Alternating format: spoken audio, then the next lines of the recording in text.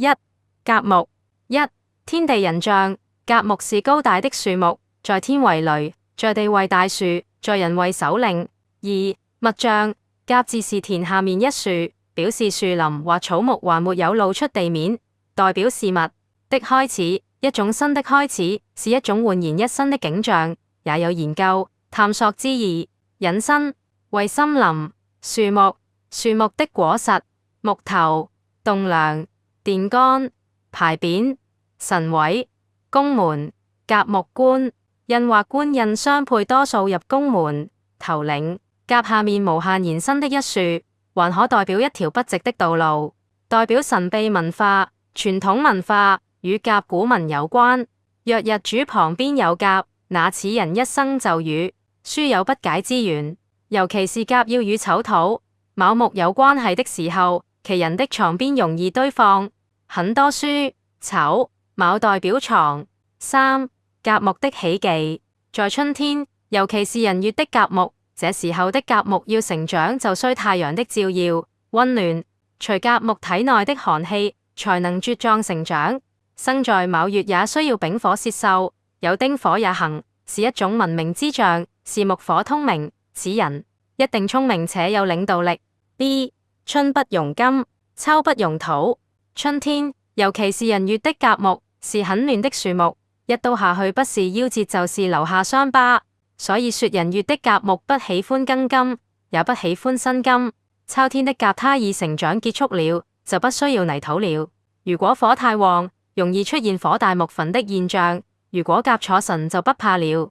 如果水太大，容易水大木飄，此時若有人吸水也不怕了。就是說能得天時地利，這個甲木就能直立千古，不斷發展壯大。只要甲木有根的時候，那他最喜歡的是庚金，劈甲引火，他不喜歡午火，因午火是甲木的死地，更不喜歡癸水，喜歡壬水，因為癸水是陰濕的水，容易腐蝕甲木。四、人體，頭面、頭髮、襪、鬍鬚、眉、臂。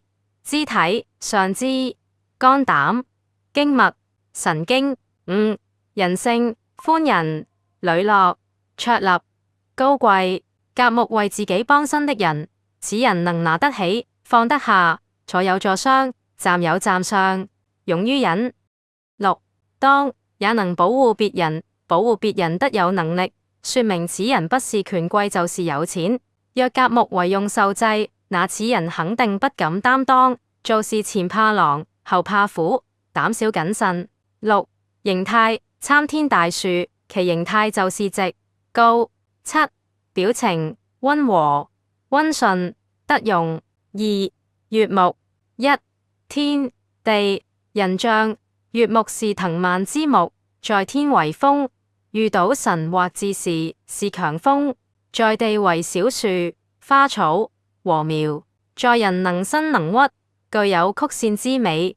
二、物象，喬木、花草、軟木條、藤條、蔬菜、莊稼、陸地、花園、公園、山林、毛筆、紡織品、絲線。在現代社會中有傳播之象，只要通於年時，多數表示文字傳媒。三、乙木的喜忌。A、木為剛硬土，又木無力伐，以土名田園，反哺乙木法，表明乙木喜歡己土。當然丑、未、辰土，未和辰中有乙木的根，他也喜歡有丁火溫暖更好。他不喜歡戊土和戌土，戌中有辛金。B、喜歡水，癸水最好，如果沒有癸水，就退而求其次，但壬水不能離乙木太近，怕水大木飄。C、喜歡火，無論丙火或丁火，乙木都喜歡。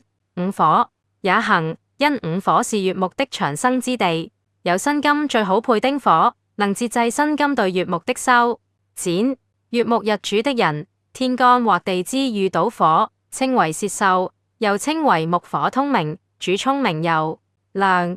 冬天的乙木更喜歡丙丁火，乙木日主有丙丁火必喜歡紅色，喜歡吃辣、飲酒和吸煙。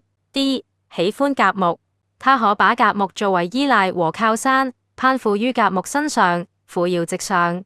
叫騰 A 月木是風，庚金是月，月庚合就是風花雪月。月庚合時最好是隔位，否有會限制了對方的手腳。緊鄰相合，男人會陷入美女的柔情中，女人會讓男人束住手腳。月木遇身，金必須要有丁火保護。F 月木在春天最好見火，在夏天最好見水，在秋天尤其生在辛酉月，天干在。見到旺氣十足的庚金或辛金時，月木可以從或化；見到庚可從庚化為金。G 月木長生在午，死於亥。馬子午就是說生在亥月，就是見到午火也沒什麼用，是因為午亥暗合，把午火給合滅了。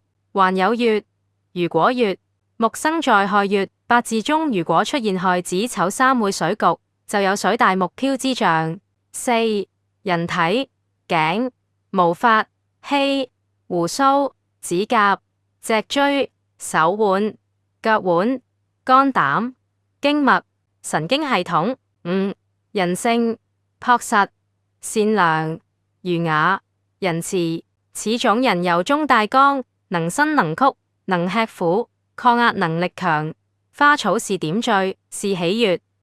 7月木為用又逢生時，此人在此時此刻是很幸福的，因為他得到別人的欣賞，那他身上肯定有長處。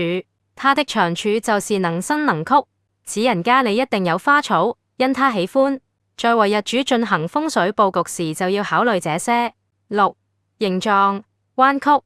7表情溫和溫順得用。